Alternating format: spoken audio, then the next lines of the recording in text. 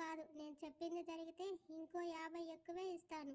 అలాగే నీకు కోరిన దగ్గర నువ్వు చూడలేనంత కాస్ట్లీ ఇల్లు కూడా వస్తుంది చెప్పాడు రాజేంద్ర.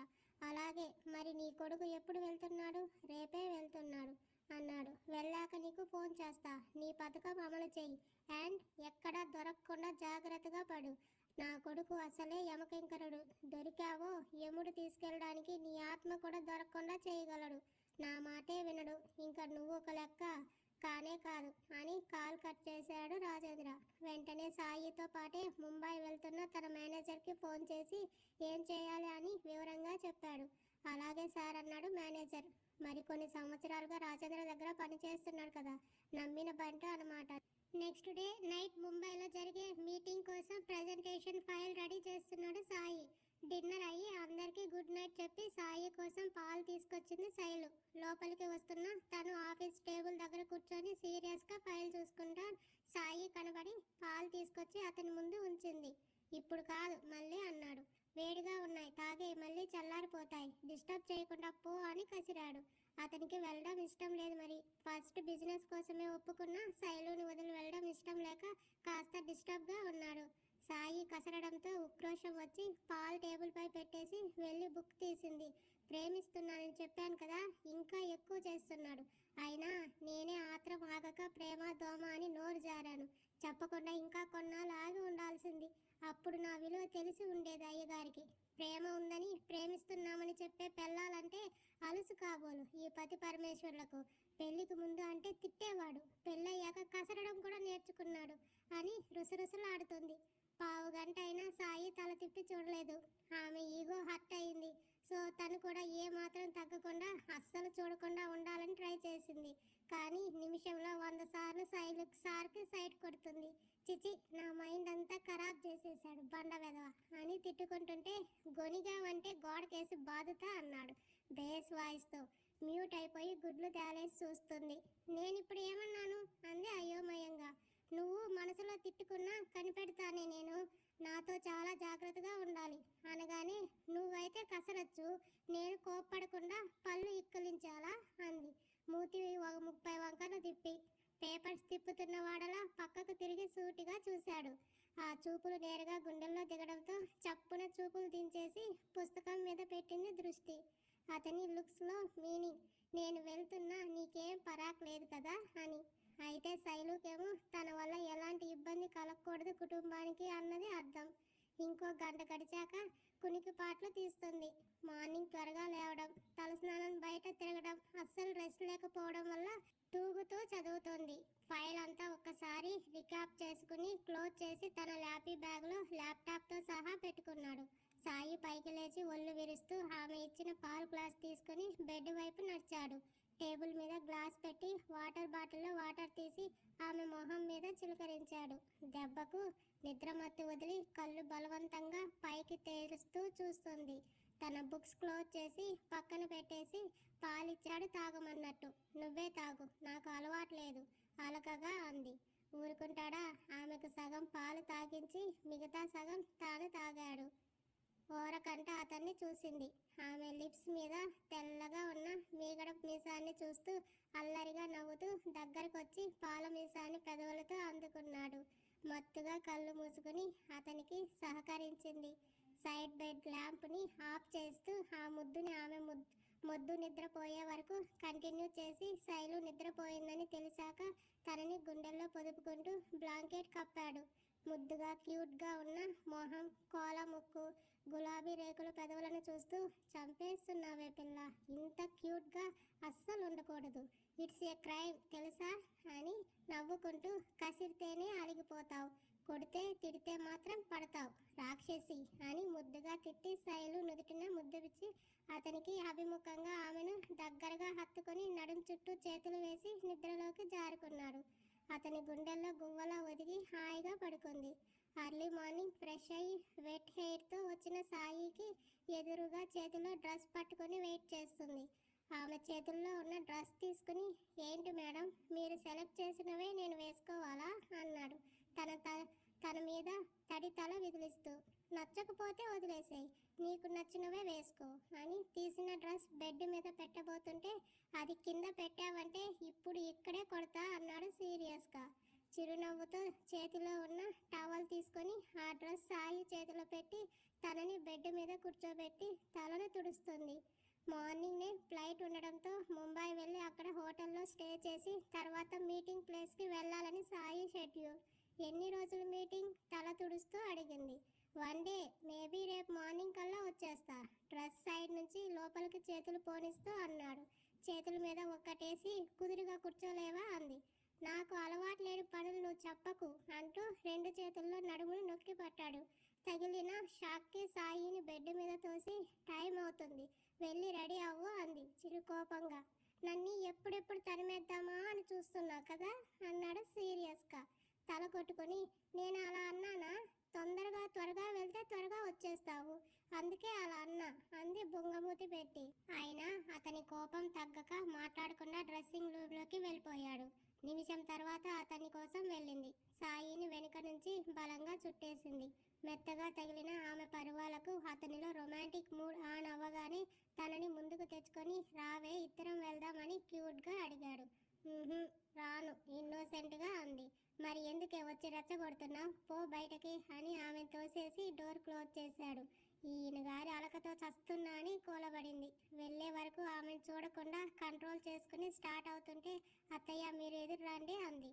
అప్పటికి వాళ్ళే నిద్ర లేచారు. మరి సుధా గారు షాక్ అయ్యి కొడుకుని చూసింది. సాయిలో ఎలాంటి ఫీలింగ్ లేకపోయినా వద్దని మాత్రం అనలేదు. అదే సమాధానంగా ఎదురొచ్చిన తల్లిని చిన్న స్మైల్తో చూసి బాయ్ అన్నాడు. బాయ్ అంది సంతోషంగా నవ్వుతూ. శైలు వెళ్ళి జాగ్రత్త అంది విసుగ్గా తనని చూసి. వస్తావా అని మళ్ళీ అడిగాడు. కోపంగా చూసింది.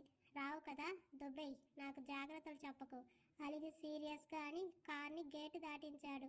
ఈ సాయితో ఎలా వేగేది నేను అని అనుకుంటూనే అతన్ని ఆలోచనలతోనే కాలేజ్ కూడా వచ్చేసింది. ఫ్లైట్ ఎక్కే టైం ముందు మెసేజ్ చేసింది, మిస్ యూ సాయి అని. పోవే అని రిప్లై ఇచ్చాడు. లంచ్ టైం అయ్యాక క్లాస్లో ఉన్న శైలుకి ఫోన్ వచ్చింది, అన్నోన్ నెంబర్ నుంచి.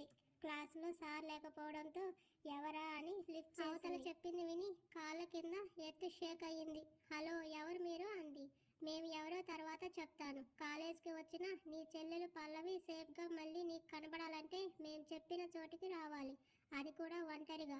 అతి తెలివితేటలు ఉపయోగించి పోలీసులను కానీ నీ మొగుడిని కానీ తీసుకుని వస్తే నువ్వు వచ్చేసరికి నీ చెల్లెలు శవమై ఉంటుంది. 10 నిమిషాల్లో మేము చెప్పిన అడ్రస్కి రా అని కాల్ కట్ చేశారు అవతల వాళ్ళు. అస్సలు తను ఏం వింటుందో ఏం జరిగిందో అర్థం కాలేదు ఆమెకి. భయకంపితురాలై ఉన్న చోటనే కూలబడింది. వాళ్ళు చెప్పింది అర్థం కాలేదు తనకి. భయంతో వెంటనే సాయికి కాల్ చేసింది. స్విచ్ ఆఫ్ అని వచ్చింది. ఇప్పుడు నిజంగానే షాక్ అయింది. సాయి ఫోన్ స్విచ్ ఆఫ్ రావడమా? అసాధ్యం. ఎన్ని పనులు ఉన్నా ఎంత బిజీగా ఉన్నా తన ఫోన్ స్విచ్ ఆఫ్ వచ్చే సమస్యే లేదు. మళ్ళీ చేసింది, అదే సమాధానం. ఇంతలోనే వాళ్ళు మళ్ళీ కాల్ చేశారు. నీ మొగుడికి ఫోన్ చేస్తున్నావు కదా, ఇప్పుడే నీ చెల్లెలి శవాన్ని నీకు పంపిస్తాను అన్నారు కోపంగా. వద్దండి, వద్దు ప్లీజ్, ఇలా చేయకండి, వస్తున్నాను ఇప్పుడే అంటుండగానే అవతల కాల్ కట్ చేశారు. శైలు ఫోన్ చేస్తుండగడం ఆ రూమ్ కిటికీలోంచి వీడియో కాల్లో ఆ ఫోన్ చేసిన వాళ్ళకి చూపిస్తుంది శాలిని. కన్నింగా నవ్వుతూ, శైలజ, నీ కోసం సాయి అందరి ముందు నన్ను అవమానించాడు కదా, ఇప్పుడు అతను నువ్వే నవ్వుల పాలు చేసి తనతో చీ అనిపించుకుంటావు. నీ ఏడుపు చూసి అప్పుడు నేను నవ్వుతాను చూడు అని వికృతమైన నవ్వు నవ్వుతూ వెళ్ళిపోయింది. వెంటనే కాలేజ్ నుంచి బయలుదేరింది శైలు. వెళ్తూనే సాయికి ఫోన్ చేస్తూనే ఉంది, అయినా స్విచ్ ఆఫ్ వస్తుంది. శైలు వెళ్తుండటం క్యాంటీన్ నుంచి వస్తున్న తమన్ చూశాడు. తను శైలు కదా, ఎక్కడికి వెళ్తుంది ఈ టైంలో అనుకుంటూ తిరిగి శైలుకి కాల్ చేస్తుండగా పరిగెత్తడంలో ఫోన్ కింద పడిపోయింది. పగిలిన ఫోన్ చేతుల్లో పట్టుకొని టెన్షన్తో వేగంగా పరిగెడుతుంది. ఆమె కంగారు చూసి అనుమానం వచ్చిన తమన్ వెంటనే బైక్ తీశాడు. బాంబే చేరుకున్న సాయికి ఎయిర్పోర్ట్లో కార్తో సహా ఎదురుపడ్డాడు అక్కడ బ్రాంచ్ మేనేజర్. సాయి రాజేంద్ర ఎప్పుడు బాంబే వచ్చినా వాళ్ళని అతనే రిసీవ్ చేసుకుని మళ్ళీ రిటర్న్ వచ్చే వరకు వాళ్ళ నీడ్స్ చూసుకుంటారు. సాయిని చూసి వెల్కమ్ సార్ చెప్పాడు. మీటింగ్ ఎన్నింటికి అన్నాడు సీరియస్గా. ఇంకో 1 అవర్లో సార్ అన్నాడు వినయంగా. అంటూ కనుకనే సాయి చేతిలో బ్యాగ్ తీసుకొని కారులో పెట్టి డ్రైవర్తో హోటల్ నేమ్ చెప్తాడు అతను. దారిలో వస్తుండగా పెద్ద మాల్ కనపడింది. ఎప్పుడు అదే రూట్లో వచ్చిన తన కోసం షాపింగ్ చేసే అలవాటు ఉన్న అతనికి ఈసారి గ్లాస్ షో పీస్లో ఉన్న శారీ మీద చూపు నిలిచిపోయింది. వెంటనే కార్ ఆపించి వెయిట్ చేయమని మేనేజర్కి చెప్పి వెళ్ళి శైలజ కోసం షాపింగ్ చేశాడు. సాయి బిజినెస్ పని మీద వచ్చినప్పుడు పర్సనల్ వర్క్స్ ఎప్పుడూ చేయడు. కానీ ఈసారి అతన్ని అటువైపు మళ్లించింది శైలజ ఆలోచన. పేమెంట్ కార్డ్స్నే యూజ్ చేశాడు. తనే స్వయంగా బ్యాగ్స్ తీసుకొచ్చి డిక్కీలో పెట్టి ఈసారి డైరెక్ట్గా హోటల్లోనే ఆగారు. రూమ్లో బ్యాగ్ పెట్టి ఫాస్ట్గా ఫ్రెష్ అయ్యి రెడీ అయ్యి మీటింగ్ జరుగుతున్న హోటల్కి వెళ్ళిపోయాడు సాయి. మేనేజర్ సాయి ఎప్పుడు ఎక్కడ ఉన్నది అతను మెసేజ్ చేస్తూనే ఉన్నాడు అవతల వాళ్ళకి. మీటింగ్ హాల్లోకి వెళ్లే ముందు అందరి ఫోన్లు ఆఫ్లో ఉండటం రూల్ కాబట్టి ల్యాపీ ఉన్న బ్యాగ్ మాత్రమే తను తీసుకొని మొబైల్ మేనేజర్కి ఇచ్చేసి వెళ్ళాడు లోపలికి. అదే టైంలో స్విచ్ ఆఫ్ చేసేశాడు మేనేజర్. వెంటనే వాళ్ళకి కాల్ చేసి ఇప్పుడు శైలుకి ఫోన్ చేయమని మెసేజ్ చేశాడు. తన ఫోన్ నుంచి అప్పుడే వాళ్ళు శైలుకి ఫోన్ చేయడం, శైలు సాయికి ఫోన్ చేయడం, అది స్విచ్ ఆఫ్ రావడం వెంటనే జరిగిపోయాయి. ఈవినింగ్ వరకు మీటింగ్ నాన్ స్టాప్గా కొనసాగుతూనే ఉండగా నైట్ పార్టీ కూడా అరేంజ్ చేశారు అక్కడ మేనేజ్మెంట్ వాళ్ళు. అటెండ్ అవ్వక తప్పలేదు సాయికి. బిజినెస్ పని మీద బయటకు వచ్చినప్పుడు సాయి పర్సనల్ వర్క్స్ని టోటల్గా అవాయిడ్ చేయడం అతనికి ఉన్న అలవాటు. నైట్ పార్టీ కూడా అటెండ్ అయ్యి తిరిగి హోటల్కి వచ్చాడు. జర్నీతో మీటింగ్స్తో అలసటగా ఉండగా ఫ్రెష్ అయి మొబైల్ చూశాడు. అది ఆఫ్లో ఉండటం చూసి కనుబొమ్మలు ముడుస్తూ ఆన్ చేసిన అతనికి అంతకంటే ముందే చెవిలో వినపడుతుంది టీవీలో వస్తున్న న్యూస్. స్క్రోలింగ్ వింటూ ఒక్కసారిగా టీవీ వైపు టర్న్ చేశాడు హెడ్ని. ది గ్రేట్ బిజినెస్ మ్యాన్ అని గొప్పగా చెప్పుకున్న సాయి సిద్ధార్థ్ అలియా సాయి తనని బలవంతంగా పెళ్లి చేసుకుని ఇంట్లో టార్చర్ చేస్తున్నాడని మీడియా ముందు చెప్పింది అతని భార్య అయిన శైలజ. అతన్ని తిట్టినందుకే తన మీద పంతంతో పగతో ఇష్టం లేకుండా పెళ్లి చేసుకొని ఎదిరించడానికి వీలు లేకుండా తండ్రి రాజకీయ భవిష్యత్తుకి అడ్డం రాకుండా తెలివిగా ఇదివరకే అతనే స్వయంగా తనని భారీగా ప్రకటించాడని. కానీ రోజు అతను పెట్టే టార్చర్ భరించలేక తప్పించుకుని మీడియాకు అతని నిజస్వరూపం చెప్పడానికి వచ్చినట్టు చెప్పింది అతని భార్య శైలజ అంటూ రిపోర్టర్ ఒక రేంజ్లో వాయిస్తుంది న్యూస్ని. పదే వస్తున్న న్యూస్ చూసిన సాయి పిడికిళ్ళు బిగుసుకున్నాయి. రిమోట్ విసిరి కొట్టి బిగిసిన పిడికిలతో గోడకి బలంగా కొట్టాడు. శైలజ అతని అరుపుతో గదంతా ప్రతిధ్వనించింది. వెంటనే శైలుకి కాల్ చేశాడు. స్విచ్ ఆఫ్ వచ్చింది. అప్పటికే ఎర్రని చారికలు అతని కళ్ళలో. ఎదురుగా టీవీలో ముఖానికి మాస్క్ మాత్రమే ఉండి భయం కంగారు నిండిన కళ్ళతో చూస్తున్న శైలుని తీక్షణమైన చూపుతో చూసి వెంటనే రిటర్న్ స్టార్ట్ అయ్యాడు. తెల్లవారుజామున శైలజ అసలు ఏం జరిగిందో చెప్పమ్మా. అప్పటికి సగం సిటీ మొత్తం హోరెత్తిన కొడుకు కోడల వార్తతో అప్పుడే ఇంటికి వచ్చిన ఆమెను చూసి కంగారు పడుతూ అడిగింది సుధాకర్. క్షమించండి, ఇక మీదట మీ ఇంట్లో నేను ఉండటం కుదరదు చెప్పింది శైలు. ఆమె మాటకి నిర్ఘాంతపోతూ ఏం జరిగిందో చెప్పు తల్లి. అసలు ఎందుకు ఇలా మాట్లాడావు? సాయి నిన్ను ఇబ్బంది పెడుతున్నాడా? టార్చర్ చేస్తున్నాడా? అసలు మీడియా ముందుకు ఎందుకు వెళ్ళావు? నువ్వు ప్రశ్నల వర్షం కురిపిస్తుంది సుధాగారు. ఇప్పుడు నేను ఏం చెప్పలేను అత్తయ్య గారు, క్షమించండి. నేను మా వాళ్ళు ఇంట్లో నుంచి వెళ్ళిపోతాం.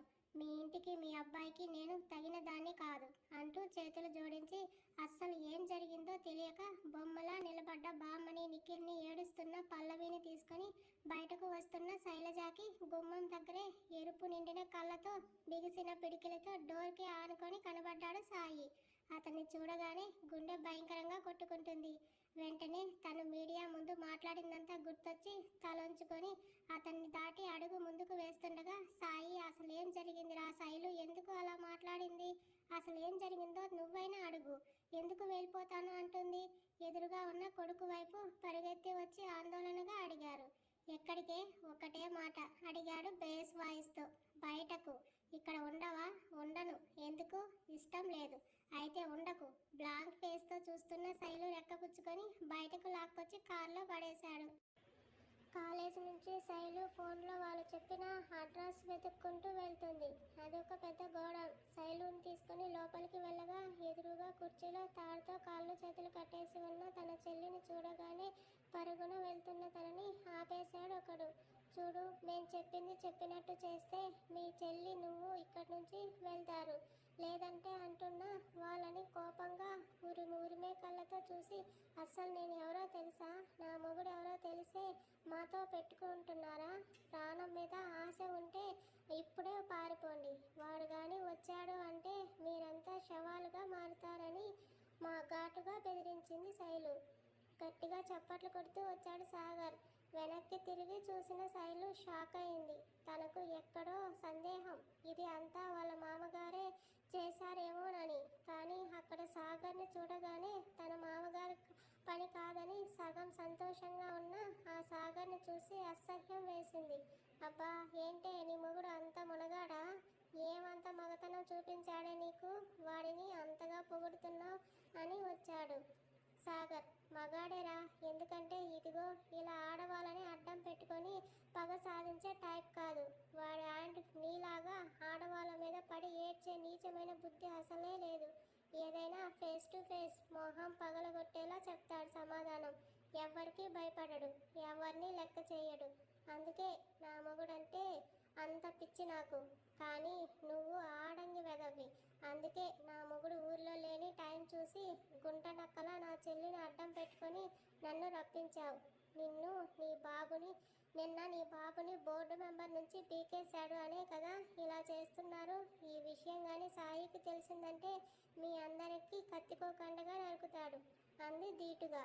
ఏయ్, ఏంటే ఎక్కువ మాట్లాడుతున్నావు అంటూ పైకి వస్తుంటే వేలు చూపించి, ఖబర్దార్, నా చిటికెన వేలు నువ్వు టచ్ చేశావని వాడికి తెలిసినా నీకు ఈ రోజే లాస్ట్ డే అవుతుంది. అండ్ మాటలు మర్యాదగా రానివ్వు, తర్వాత నీ నాలుక లేకుండా చేస్తాడు నా మొగుడు. కళ్ళెర చేసి అంటున్న శైలుని షాకింగ్గా చూస్తూ, ఎంత అమాయకంగా ఉండేదానివి, ఇప్పుడు ఇలా నన్ను బెదిరిస్తావా?